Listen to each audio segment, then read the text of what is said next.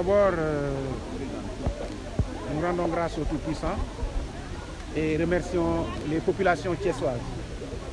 qui ont accueilli le président de la République de fort belle manière. Mais il nous tenait de remercier de manière particulière une frange de la population que nous avons observée pendant cette période, c'est-à-dire la presse.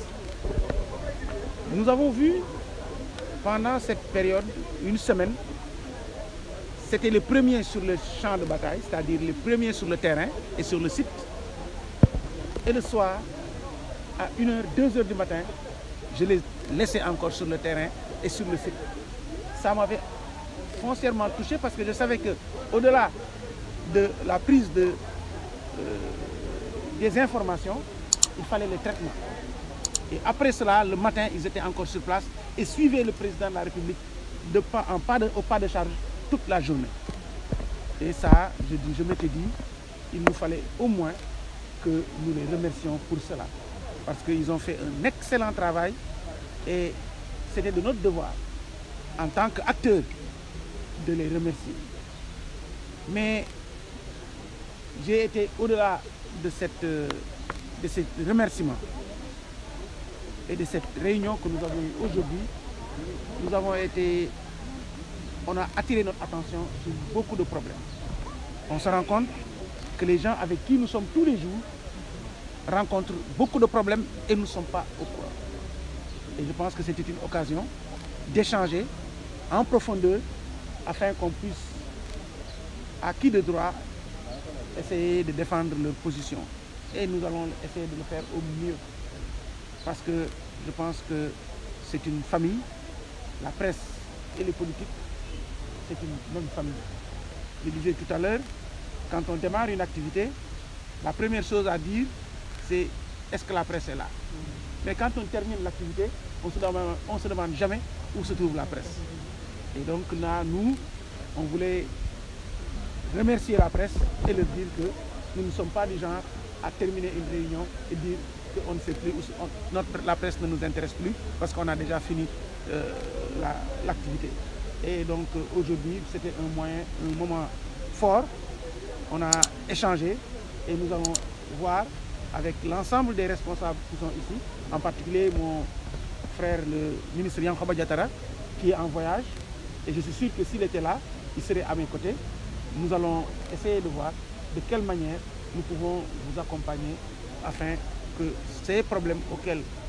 vous êtes confrontés tous les jours, on puisse les surmonter mieux. Tey dama am mbégte ba ñu santé Thiessois yi ci li nga xamante ne moom mooy ni ñuy teeroo le président tatagal ko mu am ñoo xam ne dama leen cee jukki ci seen taxawaay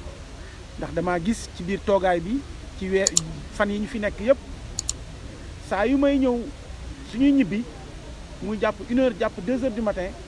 dama leen di gis ñu taxaw su may xëy 8h30 9h ma fekk leen ñu taxawaat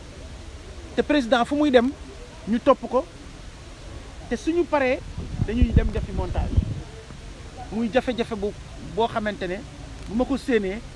mbir mi pare ma ne ñii nag man il faut que ñu sargal leen loolu moo tax tey ma daal di ànd ak sama ay mbokk ak samay xarit pour ñëw sargal leen waaye ba ma ñëwee toog li may wax rek ne xef jege na bët waaye du ko gis dama xam ne que kon am na problème yu bare yoo xamante ñoom ñu ngi koy jànkuwanteel te xel nanguwul ñu nekk ak ñoom ba ñuy door ba ñuy dal ba tey ji yàlla yóbbuñu ba ñu egg ci yenn niveau yi ba pare tamit ñoom ñu am ci problème yooyu te ñun tam duñ ci jéem a def suñu kéem kàttan pour def ko saafara loolu moo tax tey li olof di wax lare maanaam sànni benn lasper jam ñaari picc bi yoon jam nañu ñaari picc benn bi mooy sargal nañ leen beneen bi dégg nañ leen déglu leen te dinañ seet nan la ñuy def pour saafara li nga xamante ne mooy problème yi nga xam ne ñoom ngeen di jànkuwante. yow gëm nga ne presse Thiès amul ñeewul beneen. non waxuma sax presse Thiès ñeewul beneen warul wax ma ñee man ci sama xalaatu bopp presse Thiès moo jiitu presse yëpp ci Sénégal déglu leen ku ci nekk man damay déglu rajo parce que sama homme politique laa donc dama war a déglu presse mais saa yooyu dégloo presse ngay dégg correspondant Thiès yi kenn du leen man suñu waxul bés bu pare correspondant Thiès yi téye woon seen loxo information au niveau national dinañ am problème kon waxuma ne sax ñeewuñu kenn waaye nit ñi sax dañ leen war a ñee pour seen taxawaay loolu moo tax tam may ñaan dinaa ci waxtaan ak sama ay ñooñ muy ñi nga xam ne ñoo nekkandoo fii ñu seet nan lañ def pour gën leen accompagner ci coopérative d'habitat parce que xel nanguwul tam ngeen nekk fii di ci liggéey tey ñu war a am yu ñu séddale war ngeen cee bokk ci tamit accompagnement ci ay formation 3FPT mi ngi fi incha allah soxna Sophie Diallo di doomu Thiès dëkk fi dinaa waxtaan ak moom mu seet nan lañ leen di jàppale di wax tamit sunu grand frère monsieur le président Idrissa Seck dinañ ko gën a jege moom itam parce que xam naa ne ku bëgg presse la ku ci am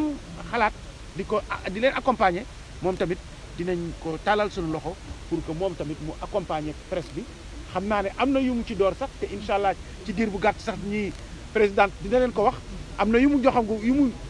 démarré gum waaye comme ni ñu wax paaka kenn du ko jiitu ci mbaram présidente bi dina leen ko wax waaye tamit du ñu yem ci loolu ak moom dinañ continuer ci mutuelle bi dinañ continuer ci coopérative bi ak beneen tamit moom mooy nu ñuy def ba nga xam ne ngeen am benn local boo xam ne yéen a ko moom parce que li ma doon sama xalaat parce que fii mu ne nii peut-être dañuy wut local dans le sens que da ngeen di wut local pour ay location wala fu ñu leen abal mais man ci sama xalaatu bopp dañ leen war a jox terrain boo xam ne yéen a ko moom ñu seet ak différents personnalités yi fi nekk yëpp te chaque jour ñu soxla presse bi ñooñu ñëpp ku teg def seen loxo ñu tabax ko ngeen tabax ko ni ngeen ko bëggee en attendant nag ñu wutal leen foo ngeen di nekk.